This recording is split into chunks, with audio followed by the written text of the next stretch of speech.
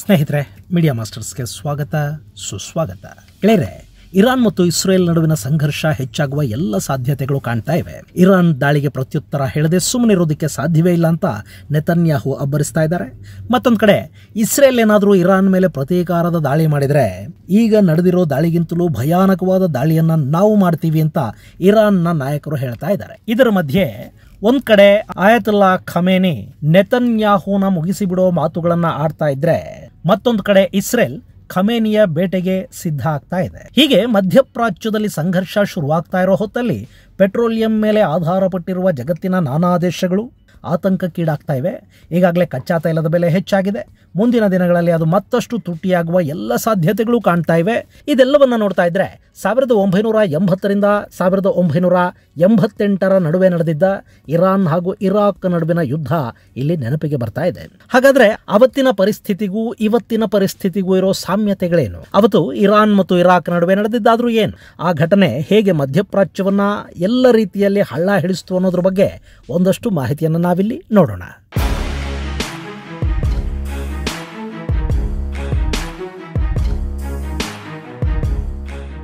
ಗೆಳೆಯರೆ, ಇರಾನ್ ಮತ್ತು ಇಸ್ರೇಲ್ ನಡುವಿನ ಸಂಘರ್ಷ ಇತಿಹಾಸದ ಪುಟಗಳಲ್ಲಿ ಕಳೆದು ಹೋದ ಹಳೆಯ ದಿನಗಳನ್ನು ನೆನಪಿಗೆ ತರ್ತಾ ಇದೆ. ಇವತ್ತು ಇರಾನ್ ಇಸ್ರೇಲ್ ವಿರುದ್ಧ ಮಾಡ್ತಾ ಇರೋ ಆರೋಪ ಆದರೂ ಏನು? ಇಸ್ರೇಲ್ ನಮ್ಮ ವಿರುದ್ಧ ದಾಳಿ ಮಾಡುತ್ತೆ, ನಮ್ಮ ನ್ಯೂಕ್ಲಿಯರ್ ರಿಯಾಕ್ಟರ್ಗಳನ್ನು ನಾಶ ಮಾಡುತ್ತೆ, ನಮ್ಮ ವಿಜ್ಞಾನಿಗಳನ್ನು ಹೊಡೆದು ಹಾಕ್ತಾ ಇದೆ ಅಂತ ತಾನೆ. ಆದರೆ ಇತಿಹಾಸದ ಪುಟಗಳನ್ನು ತಿರುವು ನೋಡಿದರೆ ಜಗತ್ತಲ್ಲಿ ಮೊಟ್ಟ ಮೊದಲ ಬಾರಿಗೆ ಅಣ್ವಸ್ತ್ರ ರಿಯಾಕ್ಟರ್ ಮೇಲೆ ಮಿಸೈಲ್ ಹಾರಿಸಿದ ಕುಖ್ಯಾತಿ ಇರಾನ್ಗೆ ಸಲ್ಲತ್ತೆ. ಹಾಗೇನೆ ಇವತ್ತಿಗೂ ಕೂಡ ಶಿಯಾ ಮತ್ತು ಸುನ್ನಿ ಹೆಸರಲ್ಲಿ ರಾಜಕೀಯ ಮಾಡೋ ಇರಾನ್ ಅಲ್ಲಿ ಇಸ್ಲಾಮಿಕ್ ಕ್ರಾಂತಿ ಆದಾಗಿನಿಂದಲೂ ಅದನ್ನೇ ಮಾಡ್ತಾ ಬರ್ತಾ ಇದೆ. ಅಷ್ಟೇ ಅಲ್ಲ, ಆ ಇಸ್ಲಾಮಿಕ್ ಕ್ರಾಂತಿಯನ್ನು ಅಕ್ಕಪಕ್ಕದ ದೇಶಗಳಿಗೆ ಕೂಡ ವಿಸ್ತರಿಸುವ ಸಾಕಷ್ಟು ಪ್ರಯತ್ನಗಳನ್ನು ಇರಾನ್ ಈ ಹಿಂದೆ ಮಾಡಿದೆ. ಇರಾನ್ನಲ್ಲಿ ತೈಲ ಹಾಗೂ ಗ್ಯಾಸ್ ಇದೆ, ಹೀಗಾಗಿ ಅದು ಮಧ್ಯಪ್ರಾಚ್ಯದ ಬಲಿಷ್ಠ ದೇಶ. ಅಲ್ಲಿ ಶಿಯಾ ಇಸ್ಲಾಂ ಇದೆ, ಜೊತೆಗೆ ಅದು ಇಸ್ಲಾಮಿಕ್ ಕ್ರಾಂತಿಗೆ ಒಳಗಾದ ದೇಶ. ಅರಬ್ನ ಎಲ್ಲ ದೇಶಗಳು ಕೂಡ ರಾಜ ಆಡಳಿತದಿಂದ ಹೊರಬಂದು ತನ್ನ ಹಾಗೆ ಮೌಲ್ವಿಗಳ ಆಡಳಿತಕ್ಕೆ ಒಳಪಡಬೇಕು ಮತ್ತು ಇಡೀ ಮಧ್ಯಪ್ರಾಚ್ಯವನ್ನ ಶಿಯಾ ಇಸ್ಲಾಂ ಆಳಬೇಕು ಅಂತ ಇರಾನ್ ಬಯಸತ್ತೆ. ಹೀಗಾಗಿ ಅದು ಮಧ್ಯಪ್ರಾಚ್ಯದ ದೇಶಗಳ ಕಣ್ಣಲ್ಲಿ ಒಂದು ಶಾಪದಂತೆ ಕಾಣ್ತಾ ಇದೆ. ಇಲ್ಲಿ ಇರಾನ್ಗೆ ಇಸ್ರೇಲ್ ಅನ್ನ ಕಂಡ್ರೆ ಆಗೋದಿಲ್ಲ ಅನ್ನೋದು ಎಷ್ಟು ನಿಜಾನೋ, ಸೌದಿ ಹಾಗೂ ಇನ್ನಿತರ ದೇಶಗಳಿಗೆ ಇರಾನ್ ಅನ್ನ ಕಂಡ್ರೆ ಆಗೋದಿಲ್ಲ ಅನ್ನೋದು ಕೂಡ ಅಷ್ಟೇ ನಿಜ. ಅದು ಯಾಕೆ ಅನ್ನೋದು ನಿಮಗೆ ಅರ್ಥ ಆಗಬೇಕು ಅಂದರೆ 45 ವರ್ಷಗಳ ಹಿಂದಿನ ಘಟನೆಯನ್ನ ನಾವಿಲ್ಲಿ ನೆನಪು ಮಾಡ್ಕೋಬೇಕು.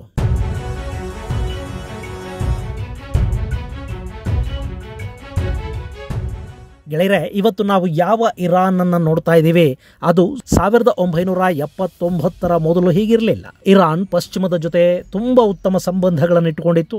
ಅಲ್ಲಿ ಎಲ್ಲ ರೀತಿಯ ಸ್ವಾತಂತ್ರ್ಯಗಳು ಇದ್ವು. ಹೆಣ್ಣು ಮಕ್ಕಳು ತಮಗಿಷ್ಟ ಬಂದ ಬಟ್ಟೆಗಳನ್ನು ಧರಿಸ್ತಾ ಇದ್ರು.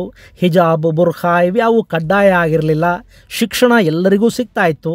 ಸೋವಿಯತ್ನ ವಿಸ್ತರಣೆಯನ್ನ ತಡಿಬೇಕು ಅನ್ನೋ ಕಾರಣಕ್ಕೆ ಅಮೆರಿಕ ಕೂಡ ಇರಾನಿನ ರಾಜ ಶಾ ಪೆಹಲವಿಯ ಜೊತೆ ಅತ್ಯುತ್ತಮ ಬಾಂಧವ್ಯಗಳನ್ನು ಇಟ್ಟುಕೊಂಡಿತ್ತು. ಅಷ್ಟೇ ಅಲ್ಲದೆ ಇರಾನಿನ ಸೇನೆಗೆ ಅಮೆರಿಕಾದ ಅತ್ಯಾಧುನಿಕ ಆಯುಧಗಳು ಸಿಗ್ತಾ ಇದ್ವು. F-14, F-5, F-4 ನಂತ ಯುದ್ಧ ವಿಮಾನಗಳನ್ನು ಅಮೆರಿಕ ಇರಾನಿಗೆ ಕೊಟ್ಟಿತ್ತು. ಇರಾನಿಗೆ ಬೇಕಾದ ಮಿಸೈಲ್ಗಳನ್ನು, ಬ್ಯಾಟಲ್ ಟ್ಯಾಂಕ್ಗಳನ್ನು ನ್ಯಾಟೋ ಪಡೆಗಳು ಕೊಡ್ತಾ ಇದ್ವು. ಇರಾನ್ನ ಸೇನೆಗೆ ಅಮೆರಿಕ ತರಬೇತಿಯನ್ನು ಕೊಟ್ಟಿತ್ತು. ಅವತ್ತಿಗೆ ಅತ್ಯಂತ ಆಧುನಿಕ ಅನ್ನಿಸ್ಕೊಂಡಿದ್ದ ಬ್ರಿಟನ್ನ ಟ್ಯಾಂಕ್ಗಳು ಕೂಡ ಇರಾನ್ನ ಬಳಿ ಇದ್ವು. ಹೀಗೆ ಇರಾನ್ನ ಸೇನೆ ಅವತ್ತಿಗೆ ತುಂಬಾ ಶಕ್ತಿಶಾಲಿಯಾಗಿ ಕಾಣ್ತಾ ಇತ್ತು. ಅವತ್ತಿನ ರಾಜ ಆಳ್ವಿಕೆ ಅಂದ್ರೆ ಬರೀ ರಾಜ ಮಾತ್ರ ಇರಾನ್ನ ಆಳ್ತಾ ಇರಲಿಲ್ಲ. ನಮ್ಮ ಮೈಸೂರಿನ ರಾಜ ಆಡಳಿತ ಇತ್ತಲ್ಲ, ಹಾಗೆ ಇರಾನ್ನಲ್ಲಿ ರಾಜ ಆಡಳಿತದ ಜೊತೆಗೆ ಒಂದು ಜನಪ್ರತಿನಿಧಿ ಸಭೆ ಕೂಡ ಇತ್ತು. ಪ್ರಧಾನಿ ಅಲ್ಲಿನ ಆಡಳಿತದ ಉಸ್ತುವಾರಿಯನ್ನ ನೋಡ್ಕೋತಾ ಇದ್ದ. ಹೀಗಿರುವಾಗಲೇ ರಾಜ ಶಾ ಪೆಹಲವಿ ಹಾಗೂ ಅವತ್ತಿನ ಇರಾನ್ನ ಪ್ರಧಾನಿಯ ನಡುವೆ ಸಣ್ಣ ಸಂಘರ್ಷ ಶುರುವಾಯಿತು. 1941ರಲ್ಲಿ ಅಧಿಕಾರಕ್ಕೆ ಬಂದ ಪೆಹಲವಿ 1953ರವರೆಗೆ ಯಾವ ಸಮಸ್ಯೆಯೂ ಇಲ್ಲದೆ ಆಡಳಿತವನ್ನು ನಡೆಸ್ಕೊಂಡು ಹೋಗ್ತಿದ್ದ. ಆದರೆ 53ರಲ್ಲಿ ಅವತ್ತಿನ ಪ್ರಧಾನಿ ಮೊಹಮ್ಮದ್ ಮೊಸ್ಸಾದೇಗ್ ರಾಜನ ವಿರುದ್ಧ ಕ್ಷಿಪ್ರ ಕ್ರಾಂತಿಗೆ ನಿಂತುಬಿಟ್ಟ. ಆದರೆ ಆ ಪ್ರಯತ್ನ ವಿಫಲ ಆಯಿತು. ಅದಾದ ಮೇಲೆ ಅಮೆರಿಕ ಮತ್ತು ಬ್ರಿಟನ್ಗಳ ಸಹಕಾರವನ್ನು ಪಡ್ಕೊಂಡು ರಾಜ ಶಾ ಪೆಹಲವಿ ತನ್ನ ಅಧಿಕಾರವನ್ನು ಉಳಿಸ್ಕೊಂಡ. ಗೆಳೆಯರೆ, ಅವತ್ತಿಗೆ ಇರಾನ್ ಅನ್ನೋದು ಹೇಗಿತ್ತು ಅಂದರೆ, ಒಂದು ಕಡೆ ರಾಜ ಶಾ ಪೆಹಲವಿ ಅತ್ಯಂತ ಸೆಕ್ಯುಲರ್ ಆಗಿ ಆಡಳಿತವನ್ನು ಮಾಡ್ತಾ ಇದ್ರೆ, ಮತ್ತೊಂದು ಕಡೆ ಕಟ್ಟರ್ ಇಸ್ಲಾಮಿಕ್ ಶಕ್ತಿಗಳು ರಾಜನ ವಿರುದ್ಧ ಒಂದುಗೂಡಿ ಸಂಚು ಮಾಡೋದಕ್ಕೆ ಸಿದ್ಧತೆಗಳನ್ನು ಮಾಡ್ಕೊಳ್ತಾ ಇದ್ವು. ಅದೇ ದಿನಗಳಲ್ಲೇ ರಾಜ ಶಾ ಪೆಹಲವಿ ವೈಟ್ ರೆವಲ್ಯೂಷನ್ ಅನ್ನ ಜಾರಿಗೆ ತರ್ತಾನೆ. ವೈಟ್ ರೆವಲ್ಯೂಷನ್ ಅಂದ್ರೆ ಇದೇನೋ ಕ್ಷೀರ ಕ್ರಾಂತಿಯ ಥರದ್ದು ಅಂದ್ಕೋಬೇಡಿ. ಅದು ಇರಾನಿನ ಆಡಳಿತದಲ್ಲಿ ಅತಿ ಹೆಚ್ಚು ಸುಧಾರಣೆಗಳನ್ನ ಕೈಗೊಳ್ಳುವ ಕ್ರಮ. ಅದರ ಭಾಗವಾಗಿ ಇರಾನ್ನಲ್ಲಿ ತಲೆ ಎತ್ತುತ್ತಾ ಇದ್ದ ಕಟ್ಟರ್ ಇಸ್ಲಾಂ ಅನ್ನ ಕಡಿಮೆ ಮಾಡುವ ನಿಟ್ಟಲ್ಲಿ ರಾಜ ಒಂದಷ್ಟು ಕ್ರಮಗಳನ್ನು ಕೈಗೊಳ್ಳೋದಕ್ಕೆ ಮುಂದಾದ. ಆಡಳಿತದಲ್ಲಿ ಮೌಲ್ವಿಗಳ ಹಸ್ತಕ್ಷೇಪವನ್ನು ಕಡಿಮೆ ಮಾಡೋದಕ್ಕೆ ಒಂದಷ್ಟು ಕ್ರಮಗಳನ್ನು ಕೈಗೊಂಡ. ಆಯಕಟ್ಟಿನ ಜಾಗದಲ್ಲಿ ಆರ್ಥಿಕವಾಗಿ ಅತ್ಯಂತ ಬಲಿಷ್ಠರಾಗ್ತಾ ಇದ್ದ ಮೌಲ್ವಿಗಳ ಅಧಿಕಾರ ಹಾಗೂ ಪ್ರಭಾವಕ್ಕೆ ಕಡಿವಾಣ ಬೀಳತೊಡಗಿತು. ಇದರಿಂದ ಸಾಕಷ್ಟು ಮತೀಯ ನಾಯಕರ ಆದಾಯಕ್ಕೆ ಕೂಡ ಕತ್ತರಿ ಬೀಳ್ತಾ ಹೋಯಿತು. ಹೀಗಾಗಿ ರಾಜಾ ಶಾ ಪೆಹಲವಿ ಇಸ್ಲಾಮನ್ನೇ ಹಾಳು ಮಾಡ್ತಾ ಇದ್ದಾನೆ ಅಂತ ಅವರೆಲ್ಲ ರಾಜನ ವಿರುದ್ಧ ದಂಗೆಯೇಳೋದಕ್ಕೆ ನಿಂತರು. ಅದರ ಪರಿಣಾಮ 1979ರಲ್ಲಿ ಆಯತುಲ್ಲಾ ಖೊಮೇನಿಯ ನೇತೃತ್ವದಲ್ಲಿ ರಷ್ಯಾದ ಸಹಕಾರದೊಂದಿಗೆ ರಾಜಾ ಶಾ ಪೆಹಲವಿಯ ವಿರುದ್ಧ ದೊಡ್ಡ ಹೋರಾಟ ನಡೆದು ಏಪ್ರಿಲ್ 1, 1979ರಂದು ಇಸ್ಲಾಮಿಕ್ ಕ್ರಾಂತಿ ಯಶಸ್ವಿಯಾಗಿ Iran Islamic republic of Iran ಆಯಿತು. ಆಯತುಲ್ಲಾ ಖೊಮೇನಿ ಇರಾನ್ನ ಮುಖ್ಯಸ್ಥನಾದ. ಅಲ್ಲಿಂದ ಶುರುವಾಗಿದ್ದು ಮಧ್ಯಪ್ರಾಚ್ಯದ ಸಂಘರ್ಷ.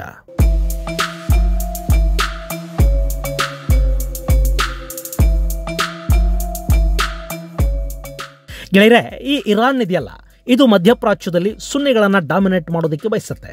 ಈ ಸುನ್ನಿ ಶಿಯಾಗಳದ್ದು ಒಂಥರ ದಾಯಾದಿ ಕಲಹ.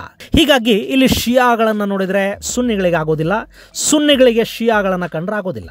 ಇಷ್ಟಾದರೂ ಕೂಡ ಮಧ್ಯಪ್ರಾಚ್ಯದಲ್ಲಿ ಇರಾನ್ ಹಮಾಸ್ ಅನ್ನೋ ಸುನ್ನಿ ಸಂಘಟನೆಯನ್ನು ಯಾಕೆ ಬೆಂಬಲಿಸ್ತಾ ಇದೆ ಅಂದರೆ, ಅಲ್ಲಿ ಸಂಘರ್ಷ ಅನ್ನೋದು ನಿರಂತರವಾಗಿದ್ದರೆ ಮಾತ್ರ ಆ ಭಾಗದಲ್ಲಿ ಇರಾನ್ಗೆ ಲಾಭ ಆಗುತ್ತೆ.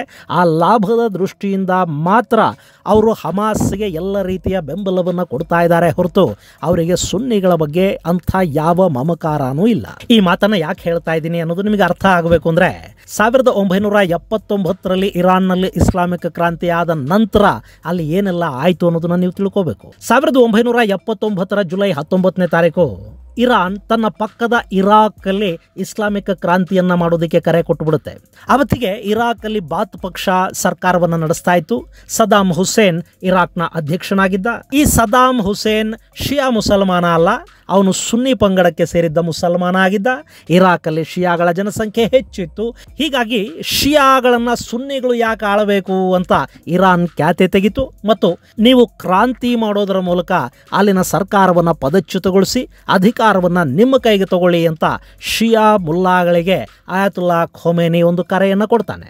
ಇದು ಇರಾನ್ನಲ್ಲಿ ಗಲಭೆಗಳಿಗೆ ಕಾರಣ ಆಗುತ್ತೆ. ಇದನ್ನ ಸರಿಪಡಿಸೋ ನಿಟ್ಟಲ್ಲಿ ಪಾಪ ಸದ್ದಾಮ್ ಹುಸೇನ್ ಇಸ್ಲಾಮಿಕ್ ಬ್ರದರ್ಹುಡ್ ಬಗ್ಗೆ ಮಾತಾಡ್ತಾನೆ. ಶಿಯಾ, ಸುನ್ನಿ, ಆಲ್ವೈಟ್, ಕುರ್ದ್ ಎಲ್ಲ ಒಂದೇ, ಇಸ್ಲಾಂ ಅನ್ನ ಇಸ್ಲಾಂ ಆಗಿ ಮಾತ್ರ ತಗೊಳ್ಳೋಣ ಅನ್ನೋ ಸದ್ದಾಮ್ ಹುಸೇನ್ ಕರೆಗೆ ಆಯತುಲ್ಲಾ ಖೊಮೇನಿ ಕಿವಿಗೊಡ್ಲಿಲ್ಲ. ಶಿಯಾಗಳನ್ನ ಶಿಯಾಗಳೇ ಆಳಬೇಕು, ಈ ಭಾಗದಲ್ಲಿ ಶಿಯಾ ಸರ್ಕಾರ ರಚನೆ ಆಗಬೇಕು ಅನ್ನೋ ತನ್ನ ನಿಲುವಿಗೆ ಖೊಮೇನಿ ಅಂಟಿಕೊಂಡ ಪರಿಣಾಮ ಇರಾನ್ ಮತ್ತು ಇರಾಕ್ ನಡುವೆ ಮತ್ತೊಂದು ಸುತ್ತಿನ ಸಂಘರ್ಷ ಶುರುವಾಗಿ ಹೋಯಿತು. ಇಲ್ಲಿ ಇರಾಕ್ನ ಆಂತರಿಕ ವಿಷಯಗಳಲ್ಲಿ ಕೈ ಹಾಕೋದಕ್ಕೆ ಯಾವಾಗ ಪ್ರಯತ್ನಗಳನ್ನು ಹೆಚ್ಚು ಮಾಡ್ತೋ, ಇರಾಕ್ನ ಅಧ್ಯಕ್ಷ ಸದ್ದಾಮ್ ಹುಸೇನ್ ಕನಲಿ ಹೋದ. ಹಾಗೆ 1980ರ ಸೆಪ್ಟೆಂಬರ್ 22ನೇ ತಾರೀಕು ಇರಾನ್ ಮೇಲೆ ತನ್ನ ಏರ್ ಅಟ್ಯಾಕ್ ಅನ್ನು ಕೂಡ ಶುರು ಮಾಡಿಬಿಡ್ತು. ಹೀಗೆ ಇಲ್ಲಿ ಇರಾಕ್ ಏಕಾಏಕಿ ಇರಾನ್ ಮೇಲೆ ದಾಳಿ ಮಾಡೋದಕ್ಕೆ ಕೂಡ ಒಂದು ಕಾರಣ ಆಯಿತು. ಈ ಹಿಂದೆ ಇರಾನ್ನಲ್ಲಿ ರಾಜಾ ಶಾ ಪೆಹಲವಿಯ ಆಳ್ವಿಕೆ ನಡೀತಿತ್ತಲ್ಲ, ಆ ಸಂದರ್ಭದಲ್ಲಿ ಇರಾನ್ ಮತ್ತು ಇರಾಕ್ ನಡುವೆ ಸಣ್ಣ ಪುಟ್ಟ ಸಂಘರ್ಷಗಳಾಗ್ತಾ ಇದ್ವು. ಮತ್ತು ಇರಾಕ್ ವಿರುದ್ಧ ಅವತ್ತಿಗೆ ಶಾ ಪೆಹಲವಿಯನ್ನ ಅಮೆರಿಕ ಹಾಗೂ ಮಿತ್ರ ದೇಶಗಳು ಎತ್ತಿ ಕಟ್ಟಿದ್ವು. ಅದನ್ನ ನೆನಪಿಟ್ಟುಕೊಂಡಿದ್ದ ಸದ್ದಾಮ್ ಹುಸೇನ್ ಅದೇ ಥರದ ಪರಿಸ್ಥಿತಿ ಮತ್ತೆ ಉಂಟಾಗಬಾರದು ಅನ್ನೋ ಕಾರಣಕ್ಕೆ ನೇರವಾಗಿ ಇರಾನ್ ಮೇಲೆ ದಾಳಿಗೆ ನಿಂತುಬಿಟ್ಟ. ಅವತ್ತಿಗೆ ಇರಾನ್ನ ಏರ್ ಬೇಸ್ಗಳ ಮೇಲೆ ಇರಾಕ್ ದಾಳಿ ಮಾಡ್ತು. ಆದರೆ ಇರಾಕ್ನ ಮಿಸೈಲ್ಗಳಿಗೆ ಇರಾನಿನ ಏರ್ ಬೇಸ್ಗಳು ಜಗ್ಗೋ ಸ್ಥಿತಿಯಲ್ಲಿರಲಿಲ್ಲ. ಯಾಕೆಂದ್ರೆ ಅಲ್ಲಿನ ಎಲ್ಲ ಆಯುಧಗಳು ಹಾಗೂ ಇನ್ಫ್ರಾಸ್ಟ್ರಕ್ಚರ್ ಅನ್ನ ಅಮೆರಿಕ ಇರಾನ್ಗೆ ಮಾಡಿಕೊಟ್ಟಿತ್ತು. ಅಫ್ಕೋರ್ಸ್ ಇರಾನ್ನಲ್ಲಿ ರಾಜಾ ಶಾ ಪೆಹಲವಿಯ ಸರ್ಕಾರ ಇರಲಿಲ್ಲ. ಆದರೆ ಈ ಹಿಂದೆ ಅಮೆರಿಕ ಕೊಟ್ಟಿದ್ದ ಯುದ್ಧ ವಿಮಾನಗಳು, ಯುದ್ಧ ಟ್ಯಾಂಕ್ಗಳು, ಮದ್ದುಗುಂಡುಗಳು, ಅಮೆರಿಕ ನಿರ್ಮಿಸಿಕೊಟ್ಟಿದ್ದ ಏರ್ ಬೇಸ್ಗಳು ಇವೆಲ್ಲ ಅಲ್ಲಿ ಹಾಗೇ ಇದ್ವು. ಜೊತೆಗೆ ಇರಾನಿನ ಸೇನೆ ಇತ್ತಲ್ಲ, ಅದನ್ನು ಕೂಡ ಅಮೆರಿಕಾನೇ ತರಬೇತಿಗೊಳಿಸಿತ್ತು. ಹೀಗಾಗಿ ಅತ್ಯಂತ ಬಲಿಷ್ಠ ಇರಾನ್ ಸೇನೆಯ ಮುಂದೆ ಇರಾಕ್ನ ದಾಳಿ ಪೇಲವ ಅನ್ನಿಸಿಬಿಡ್ತು. ಇನ್ನು ಇದೇ ಸಂದರ್ಭದಲ್ಲಿ ಇರಾಕ್ನ ಇಂಟೆಲಿಜೆನ್ಸ್ ಕೂಡ ಒಂದು ದೊಡ್ಡ ಎಡವಟ್ಟನ್ನು ಮಾಡಿಕೊಂಡಿತ್ತು. ರಾಜಾ ಶಾ ಪೆಹ್ಲವಿಯ ಆಳ್ವಿಕೆ ಮುಗಿದು ಇರಾನ್ನಲ್ಲಿ ಇಸ್ಲಾಮಿಕ್ ಕ್ರಾಂತಿ ಆದ ನಂತರ ಇರಾನ್ ಈ ಹಿಂದಿನಷ್ಟು ಬಲಿಷ್ಠವಾಗಿಲ್ಲ ಅನ್ನೋ ಸುಳ್ಳು ಮಾಹಿತಿಯನ್ನು ಇರಾಕ್ನ ಇಂಟೆಲಿಜೆನ್ಸ್ ಸದ್ದಾಂ ಹುಸೇನ್ಗೆ ಕೊಟ್ಟಿತ್ತು. ಆತ ಅದನ್ನು ನಂಬಿ ಕೆಲವೇ ದಿನಗಳಲ್ಲಿ ಇರಾನನ್ನು ಗೆದ್ದು ಬಿಡ್ತೀವಿ ಅನ್ನೋ ಸುಳ್ಳು ಅಹಂಕಾರಕ್ಕೆ ಬಿದ್ದ. ಅದು ಕೂಡ ಇರಾಕ್ಗೆ ದೊಡ್ಡ ಹಿನ್ನಡೆಯನ್ನುಂಟು ಮಾಡಿತು. ಕೆಲವೇ ತಿಂಗಳಲ್ಲಿ ಮುಗಿದು ಹೋಗುತ್ತೆ ಅಂದ್ಕೊಂಡಿದ್ದ ಆ ಯುದ್ಧ 7 ವರ್ಷ 11 ತಿಂಗಳ ಕಾಲ ಎಳ್ಕೊಂಡು ಹೋಯಿತು. ಅವತ್ತಿಗೆ ಇರಾಕ್ ಕೂಡ ತುಂಬಾ ಬಲಿಷ್ಠವಾಗಿತ್ತು. ಈಜಿಪ್ಟ್ ಅನ್ನು ಬಿಟ್ರೆ ಅರಬ್ ನೆಲದಲ್ಲಿ ಅತಿ ದೊಡ್ಡ ಸೇನೆಯನ್ನ ಹೊಂದಿದ್ದ ದೇಶ ಇರಾಕ್ ಅನ್ನಿಸ್ಕೊಳ್ತಾ ಇತ್ತು. ಅವರ ಬಳಿ 340 ಯುದ್ಧ ವಿಮಾನಗಳಿದ್ವು, 2350 ಯುದ್ಧ ಟ್ಯಾಂಕ್ಗಳಿದ್ವು. ಅವರಿಗೆ ಆಯುಧಗಳನ್ನು ಪೂರೈಸೋದಕ್ಕೆ ಉತ್ತರ ಕೊರಿಯಾ ಹಾಗೂ ಚೈನಾಗಳಿದ್ವು. ಫ್ರಾನ್ಸ್ ಹಾಗೂ ಜರ್ಮನಿಯ ಜೊತೆ ಇರಾಕ್ ಅತ್ಯುತ್ತಮ ಸಂಬಂಧವನ್ನು ಹೊಂದಿತ್ತು. ಇಷ್ಟೇ ಅಲ್ಲದೆ ಅಲ್ಲಿಂದ ಆಯುಧಗಳು ಕೂಡ ಇರಾಕ್ಗೆ ಬರ್ತಾ ಇದ್ವು. ಇಷ್ಟೆಲ್ಲ ಇದ್ದು ಕೂಡ ಅವತ್ತು ಇರಾಕ್ಗೆ ಇರಾನನ್ನ ಗೆಲ್ಲೋದಕ್ಕೆ ಸಾಧ್ಯ ಆಗಲಿಲ್ಲ. ಅದಕ್ಕೆ ಕಾರಣ ಇರಾನ್ನ ಅತ್ಯಂತ ಬಲಿಷ್ಠ ಮತ್ತು ಅಮೆರಿಕಾದಿಂದ ತರಬೇತಿ ಪಡೆದಿದ್ದ ಸೈನ್ಯದ ಶಕ್ತಿನೇ ಆಗಿತ್ತು.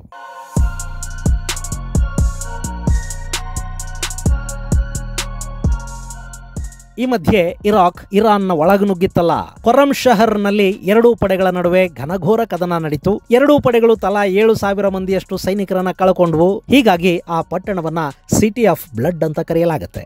ಆ ಯುದ್ಧದಲ್ಲಿ ಇರಾಕ್ನ ಕೈ ಮೇಲಾದಂತೆ ಕಂಡು ಬರ್ತಾ ಇತ್ತು. ಅವರು 500ಕ್ಕೂ ಹೆಚ್ಚು ಇರಾನ್ನ ಬ್ಯಾಟಲ್ ಟ್ಯಾಂಕ್ಗಳನ್ನ ನಾಶ ಮಾಡಿದ್ರು. 100ಕ್ಕೂ ಹೆಚ್ಚು ಬ್ಯಾಟಲ್ ಟ್ಯಾಂಕ್ಗಳು ಇರಾಕ್ನ ಕೈವಶ ಆದವು. ಇಷ್ಟೆಲ್ಲ ಆದ ಕೂಡಲೇ ಇರಾಕ್ ಅಹಂಕಾರಕ್ಕೆ ಬಿತ್ತು. ನಾವು ಯುದ್ಧವನ್ನ ಗೆಲ್ತಾ ಇದೀವಿ ಅಂತ ಅವ್ರು ಅಂದ್ಕೊಂಡ್ರು. ಆದ್ರೆ ಖುರ್ರಮ್ ಶಹರ್ ಅನ್ನೋದು ಇರಾಕ್ನ ಪಾಲಿಗೊಂದು ಟ್ರ್ಯಾಪ್ ತರ ತಯಾರಾಗುತ್ತೆ ಅನ್ನೋದು ಪಾಪ ಸದ್ದಾಂ ಹುಸೇನ್ಗೆ ಗೊತ್ತಿರಲಿಲ್ಲ. ಖುರ್ರಮ್ ಶಹರ್ ಅನ್ನ ಆಕ್ರಮಿಸಿಕೊಳ್ಳುವ ಹೊತ್ತಿಗೆ ಇರಾಕ್ನ ಬಹುತೇಕ ಆಯುಧಗಳು ಖಾಲಿಯಾಗಿದ್ವು. ತನ್ನ ಮಿತ್ರ ದೇಶಗಳಿಂದ ಆಯುಧಗಳನ್ನ ತರಿಸ್ಕೊಳ್ಳೋದಕ್ಕೆ ಇರಾಕ್ ಪ್ರಯತ್ನ ಪಡ್ತಾ ಇದ್ರು. ಸಕಾಲಕ್ಕೆ ಆಯುಧಗಳು ಬರಲಿಲ್ಲ. ಹೀಗಾಗಿ ಅಫೆನ್ಸಿವ್ ಮೋಡಲ್ಲಿದ್ದ ಇರಾಕ್ ಅಲ್ಲಿ ಡಿಫೆನ್ಸಿವ್ ಮೋಡಿಗೆ ಬಂತು. ಇದು ಇರಾನ್ಗೆ ತನ್ನ ಶಕ್ತಿಯನ್ನ ಹೆಚ್ಚು ಮಾಡಿಕೊಳ್ಳೋದಕ್ಕೆ ಮತ್ತು ಇರಾಕ್ ಮೇಲೆ ಪ್ರತಿದಾಳಿ ಮಾಡೋದಕ್ಕೆ ಅವಕಾಶವನ್ನು ಮಾಡಿಕೊಡ್ತು. ಖುರ್ರಮ್ ಶಹರ್ ಯುದ್ಧದ ನಂತರ ಇರಾಕ್ಗೆ ಮತ್ತೆ ಗೆಲುವು ಸಿಗಲಿಲ್ಲ. ಅಲ್ಲಿಂದ ಇರಾನ್ ತನ್ನ ಪ್ರಾಬಲ್ಯವನ್ನ ಹೆಚ್ಚು ಮಾಡಿಕೊಳ್ತಾ ಹೋಯಿತು. ಹೀಗಾಗಿನೇ ಇರಾನ್ ಈ ಖುರ್ರಮ್ ಶಹರ್ಗೆ ಅತಿ ಹೆಚ್ಚು ಮಹತ್ವವನ್ನು ಕೊಡುತ್ತೆ. ತನ್ನ ಸೇನೆಯಲ್ಲಿ ಇವತ್ತಿಗೂ ಕೂಡ ಖುರ್ರಮ್ ಶಹರ್ ಹೆಸರಲ್ಲಿ ಒಂದು ಬಲಿಷ್ಠ ಮಿಸೈಲ್ ಅನ್ನ ಕೂಡ ಇರಾನ್ ಹೊಂದಿದೆ. ಹೀಗೆ ಯಾವಾಗ ಖುರ್ರಮ್ ಶಹರ್ ಅಲ್ಲಿ ಟ್ರ್ಯಾಪ್ ಆದ್ವಿ ಅನ್ನೋದು ಸದ್ದಾಂ ಹುಸೇನ್ಗೆ ಗೊತ್ತಾಯ್ತು, ಆತ ಇರಾನ್ ವಿರುದ್ಧ ಕೆಮಿಕಲ್ ವೆಪನ್ ಗಳನ್ನ ಬಳಸೋದಕ್ಕೆ ಮುಂದಾದ. ಇರಾನ್ ಕೂಡ ಇರಾಕ್ ವಿರುದ್ಧ ಅದೇ ತಂತ್ರವನ್ನು ಬಳಸ್ತು. ಇಬ್ಬರು ರಾಸಾಯನಿಕ ಬಾಂಬುಗಳ ದಾಳಿಗೆ ಮುಂದಾಗ್ತಿದ್ದ ಹಾಗೆ ಈ ಯುದ್ಧವನ್ನ ಹೀಗೆ ಬಿಟ್ರೆ ಇಡೀ ಮಧ್ಯಪ್ರಾಚ್ಯ ಸರ್ವನಾಶವಾಗಿ ಹೋಗುತ್ತೆ ಅನ್ನೋದನ್ನ ಅರ್ಥ ಮಾಡಿಕೊಂಡ ವಿಶ್ವಸಂಸ್ಥೆಯ ಭದ್ರತಾ ಮಂಡಳಿ ಇವರಿಬ್ಬರ ನಡುವಿನ ಸಂಧಾನಕ್ಕೆ ಮುಂದಾಯಿತು. ಅಲ್ಲಿ UNSC ತೆಗೆದುಕೊಂಡ ರೆಸಲ್ಯೂಷನ್ 598ನ ಪ್ರಕಾರ ಎರಡೂ ದೇಶಗಳು ಯುದ್ಧವನ್ನ ನಿಲ್ಲಿಸಬೇಕಾಗಿ ಬಂತು. ಗೆಳೆಯರೆ, ಈ ಇರಾನ್ ಇರಾಕ್ ಯುದ್ಧ ಇದೆಯಲ್ಲ, ಅದರ ಪ್ರತಿ ಕ್ಷಣವೂ ಪ್ರತಿ ಕದನವೂ ತುಂಬಾ ರೋಚಕವಾಗಿ ಕಾಣುತ್ತೆ. ಆ 8 ವರ್ಷಗಳ ಕದನವನ್ನು ಹೇಳೋದಕ್ಕೆ ಖಂಡಿತ 1-2 ಎಪಿಸೋಡುಗಳಂತೂ ಸಾಕಾಗೋದಿಲ್ಲ. ಯಾಕೆಂದ್ರೆ ಆ ಎರಡೂ ದೇಶಗಳ ನಡುವಿನ ಸಂಘರ್ಷದಲ್ಲಿ ಅರಬ್ ದೇಶಗಳು, ಅಮೆರಿಕ, ಫ್ರಾನ್ಸ್, ಇಸ್ರೇಲ್ ಸೇರಿದ ಹಾಗೆ ಸಾಕಷ್ಟು ದೇಶಗಳ ಪಾತ್ರ ನಮಗೆ ಕಂಡುಬರುತ್ತೆ. ನೇರವಾಗಿ ಅಥವಾ ಪರೋಕ್ಷವಾಗಿ ಅಲ್ಲಿ ಸಾಕಷ್ಟು ದೇಶಗಳು ಆ ಯುದ್ಧದಲ್ಲಿ ಪಾಲುದಾರಿಕೆಯನ್ನು ಹೊಂದಿದ್ವು. ಹಾಗೆ ಇರಾನ್ ವಿರುದ್ಧ ಯುದ್ಧದ ಕಾರಣದಿಂದಲೇ ಸದ್ದಾಂ ತನ್ನ ಅಧಿಕಾರವನ್ನ ಮುಂದೆ ಇನ್ನೂ 15 ವರ್ಷಗಳ ಕಾಲ ವಿಸ್ತರಿಸಿಕೊಳ್ಳೋದಕ್ಕೆ ಸಾಧ್ಯ ಆಯಿತು. ಹಾಗೇನೆ ಇರಾನ್ ಕೂಡ ನೇರ ಯುದ್ಧಗಳನ್ನು ಮಾಡಿದರೆ ಲಾಭಕ್ಕಿಂತ ನಷ್ಟ ಹೆಚ್ಚು ಅನ್ನೋದನ್ನ ಇರಾಕ್ ಜೊತೆಗಿನ ಯುದ್ಧದಲ್ಲಿ ಅರ್ಥ ಮಾಡಿಕೊಳ್ತು.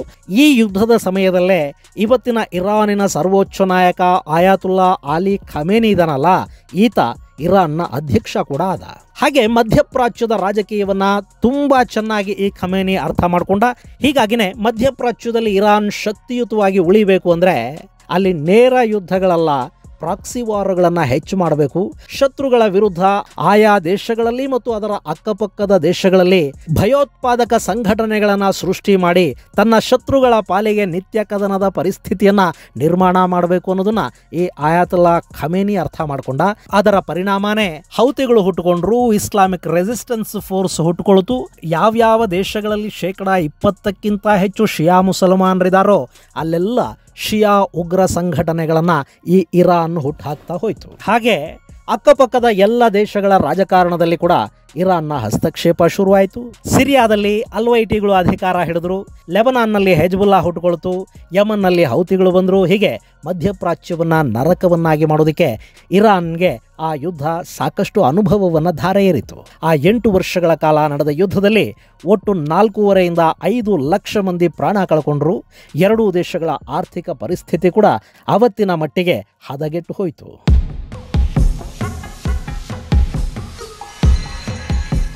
ಗೆಳೆಯರೆ, ಇಲ್ಲಿ ಈ ಯುದ್ಧಕ್ಕೆ ಕಾರಣವಾಗಿದ್ದು ಸದ್ದಾಂ ಹುಸೇನ್ನ ಅಧಿಕಾರ ಲಾಲಸೆ ಮಾತ್ರ ಅಲ್ಲ, ಇಡೀ ಅರಬ್ ದೇಶಗಳ ಮೇಲೆ ಶಿಯಾ ಆಡಳಿತ ಇರಬೇಕು ಅನ್ನೋ ಇರಾನ್ನ ಹುಚ್ಚು ಆಸೆ ಹಾಗೂ ಮಧ್ಯಪ್ರಾಚ್ಯದಲ್ಲಿ ತಮ್ಮ ಹಿಡಿತವನ್ನು ಹೆಚ್ಚು ಮಾಡ್ಕೋಬೇಕು ಅನ್ನೋ ದುರಾಸೆ ಕಾರಣ ಆಗಿತ್ತು. ಇವತ್ತು ಕೂಡ ಇರಾನ್ನಲ್ಲಿ ಅದನ್ನೇ ಮಾಡೋದಕ್ಕೆ ಹೋಗ್ತಾ ಇದೆ. ಅವರಿಗೆ ಇಸ್ರೇಲ್ ಮೇಲೆ ಬರೀ ಇಸ್ಲಾಮಿಕ್ ದ್ವೇಷ ಇದೆ ಅಂತ ಯಾರಾದರೂ ಅಂದ್ಕೊಂಡ್ರೆ ಅದು ಖಂಡಿತ ಮೂರ್ಖತನ ಆಗುತ್ತೆ. ಯಾಕೆಂದರೆ ಇರಾಕ್ ಜೊತೆ ಯುದ್ಧ ಮಾಡುವಾಗ ಇದೇ ಇರಾನ್ ಇಸ್ರೇಲಿನ ಸಹಾಯವನ್ನು ಪಡ್ಕೊಂಡಿತ್ತು. ಅವತ್ತು ಇರಾಕ್ ಅಣ್ವಸ್ತ್ರಗಳನ್ನು ಸಿದ್ಧಪಡಿಸ್ಕೊಳ್ತಿದೆ ಅನ್ನೋ ಕಾರಣಕ್ಕೆ ಇಸ್ರೇಲ್ ಇರಾನಿಗೆ ಇರಾಕನ್ನು ಮಣಿಸೋದಕ್ಕೆ ಬೇಕಾದ ಎಲ್ಲ ಸಹಕಾರವನ್ನು ಕೊಡ್ತು. ಅವತ್ತು ಅದು ಯಹೂದಿ ದೇಶ ಅನ್ನೋದು ಇರಾನ್ಗೆ ಯಾವ ಅಡ್ಡಿಯೂ ಆಗಲಿಲ್ಲ. ಆದರೆ ಈಗ ಇಸ್ರೇಲ್ ಮೇಲೆ ಸಿಟ್ಟು ಯಾಕೆ? ಅದಕ್ಕೆ ಕಾರಣ ಮಧ್ಯಪ್ರಾಚ್ಯದ ಮೇಲಿನ ಹಿಡಿತ ತನ್ನ ಕೈಗೆ ಬರಬೇಕು ಅನ್ನೋ ಹಪಹಪಿ. ಇವತ್ತು ಇಸ್ಲಾಮಿಕ್ ದೇಶಗಳು ಹಾಗೂ ಮಧ್ಯಪ್ರಾಚ್ಯದ ದೊಡ್ಡಣ್ಣನಂತಿರುವ ಸೌದಿಯಿಂದ ಆ ದೊಡ್ಡಣ್ಣನ ಕಿರೀಟವನ್ನು ತಾನು ಕಿತ್ಕೋಬೇಕು ಅನ್ನೋ ದುರಾಸೆ. ಅದಕ್ಕಾಗಿ ಇರಾನ್ ತನ್ನ ಪ್ರಾಕ್ಸಿಗಳನ್ನು ಬಳಸಿಕೊಂಡು ಮಧ್ಯಪ್ರಾಚ್ಯವನ್ನು ಯುದ್ಧಗ್ರಸ್ತವಾಗಿಸಬೇಕು ಅಂತ ಬಯಸುತ್ತೆ. ಇಸ್ಲಾಂ ಹಾಗೂ ಯಹೂದಿಗಳ ನಡುವೆ ಇರೋ ಪುಸ್ತಕದ ದ್ವೇಷವನ್ನು ಇಲ್ಲಿ ತನ್ನ ಲಾಭಕ್ಕೆ ಇರಾನ್ ಬಳಸ್ಕೊಳ್ಳೋದಕ್ಕೆ ಹೋಗ್ತಾ ಇದೆ. ಅಕಸ್ಮಾತ್ ಅಲ್ಲಿ ಇಸ್ರೇಲ್ ಇರಲಿಲ್ಲ ಅಂದಿದ್ರೆ ಇರಾನ್ ನೇರವಾಗಿ ಸೌದಿ ಅರೇಬಿಯಾದ ಮೇಲೆ ಬೀಳ್ತಾ ಇತ್ತು. ಈಗ ಕೂಡ ಸೌದಿಗಳನ್ನು ಅವರೇನು ಸುಮ್ಮನೆ ಬಿಟ್ಟಿಲ್ಲ, ಅಲ್ಲೇ ಪಕ್ಕದಲ್ಲಿ ಹೌತಿಗಳನ್ನಿಟ್ಟಿದ್ದಾರೆ. ಇರಾನ್ನ ಟಾರ್ಗೆಟು ಇಸ್ರೇಲ್ ಅಲ್ಲ, ಅವರಿಗೆ ಬೇಕಿರೋದು ನ್ಯೂಕ್ಲಿಯರ್ ವೆಪನ್ನು. ಅದು ಸಿಕ್ಕರೆ ಅವರ ಗುರಿ ಸೌದಿ ಅರೇಬಿಯಾ ಹಾಗೂ ಇಸ್ಲಾಂ ದೇಶಗಳ ದೊಡ್ಡಣ್ಣ ಅನ್ನೋ ಕಿರೀಟ. ಅದಾದ ಮೇಲೇನೆ ಇಸ್ರೇಲು, ಯಹೂದಿ ಇದೆಲ್ಲ. ಆದರೆ ಪಾಪ ಇದು ಯಾವುದೂ ಗೊತ್ತಿಲ್ಲದ ಒಂದಷ್ಟು ಜನ ಇಸ್ರೇಲ್ ಮೇಲೆ 2 ಮಿಸೈಲ್ಗಳನ್ನು ಹಾಕಿದ ಕೂಡಲೇ ಇರಾನ್ಗೆ ಜೈ ಅಂತ ಹೇಳೋದಕ್ಕೆ ಶುರು ಮಾಡಿದ್ದಾರೆ. ಅಕಸ್ಮಾತ್ ಶಿಯಾ ಇರಾನ್ನಲ್ಲಿ ಗೆದ್ದರೆ ಅದು ಸುನ್ನಿಗಳ ಸೌದಿ ಸ್ವತಂತ್ರ ಅನ್ನೋದು ಸಾಕಷ್ಟು ಜನಕ್ಕೆ ಅರ್ಥವಾಗ್ತಾ ಇಲ್ಲ. ಅದು ಸೌದಿ ಅರೇಬಿಯಾಗೆ, UAEಗೆ ಗೊತ್ತಿದೆ. ಹೀಗಾಗಿ ಅವರು ಈ ಸಂಘರ್ಷದಲ್ಲಿ ಇಸ್ರೇಲಿನ ಬೆನ್ನಿಗೆ ಪರೋಕ್ಷವಾಗಿ ನಿಲ್ತಾ ಇದ್ದಾರೆ. ಇದು ಗೆಳೆಯರೆ, ಇರಾನ್ ಅನ್ನೋ ಈ ದೇಶ ಮಧ್ಯಪ್ರಾಚ್ಯದಲ್ಲಿ ಏನೆಲ್ಲ ಸಮಸ್ಯೆಗಳನ್ನು ಮಾಡಿದೆ ಅನ್ನೋದರ ಕುರಿತಾದ ಸಂಕ್ಷಿಪ್ತ ಮಾಹಿತಿ. ಮುಂದಿನ ಸಂಚಿಕೆಗಳಲ್ಲಿ ನಿಮಗೆ ಮಧ್ಯಪ್ರಾಚ್ಯ 1950ರ ನಂತರ ಹೇಗೆಲ್ಲ ಬದಲಾಯಿತು, ಅಲ್ಲಿ ಯಾವೆಲ್ಲ ರಾಜಕೀಯಗಳು, ಏನೆಲ್ಲ ಷಡ್ಯಂತ್ರಗಳು ನಡೆದವು, ಯಾವೆಲ್ಲ ಸರ್ಕಾರಗಳನ್ನು ಕೆಡವಲಾಯಿತು, ಯಾರನ್ನು ಸ್ಥಾಪಿಸಲಾಯಿತು, ಇಸ್ಲಾಮಿಕ್ ರೆವಲ್ಯೂಷನ್ ಆದ ನಂತರ ಅಲ್ಲಿ ಏನಾಯಿತು ಅನ್ನೋದ್ರ ಬಗ್ಗೆ ಮತ್ತೊಂದಷ್ಟು ಮಾಹಿತಿಯನ್ನು ವಿವರವಾಗಿ ಹೇಳೋ ಪ್ರಯತ್ನವನ್ನು ಮಾಡ್ತೀನಿ. ಅಲ್ಲಿವರೆಗೆ ಜೈ ಹಿಂದ್, ಜೈ ಕರ್ನಾಟಕ.